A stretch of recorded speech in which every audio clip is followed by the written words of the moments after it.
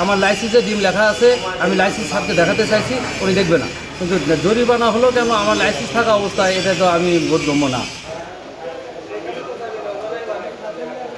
কাফেলা cold স্টোরেজে আজকে mobile code অভিযান পরিচালনা করা হয়। সেখানে আমরা গিয়ে 2,18,000 ডিম অবৈধভাবে মজুত অবস্থায় পাই। এরই প্রেক্ষিতে উক্ত প্রতিষ্ঠানের ম্যানেজারকে 30,000 টাকা জরিমানা করা হয় এবং তাৎক্ষণিকভাবে সকল ডিম বা ব্যবসায়ীদের মাধ্যমে বাজারজাত করা হয়। আলু এবং ডিম একই টেম্পারেচারে রাখা যায়, এতে সমস্যা নেই।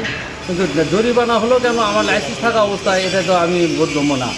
কারণ প্রশাসন এসে জরিমানা করলো, আমার তো কিছু করার নেই। হ্যাঁ, এখানে আমার লাইসেন্সে ডিম লেখা আছে, আমি লাইসেন্স স্যারকে দেখাতে চাইছি, উনি দেখবে না। হ্যাঁ, উনি বলতেছেন যে না, আপনি ডিম রাখছেন, বাজারের মূল্য বেশি, আপনার জরিমানা দিতে হবে। আমার কোনো এটা ফার্মের ডিম, এটা কোনো মজুতদারের ডিম না। আমি ওনাকে রিকোয়েস্ট করছি যে এটা কোনো মজুতদারের ডিম না, এটা একদম ফার্মের ডিম। তীব্র তাপদাহর মধ্যে উনি রাখতে পারেননি। উনি আমার কাছে রিকোয়েস্ট করছেন যে আমার এই ডিমটাকে আপনি রাখার ব্যবস্থা করেন। আমার যেহেতু লাইসেন্স আছে, আমার যেহেতু সরকারি অনুমোদন আছে, আমি সেই হিসেবে ডিমটা রাখছি।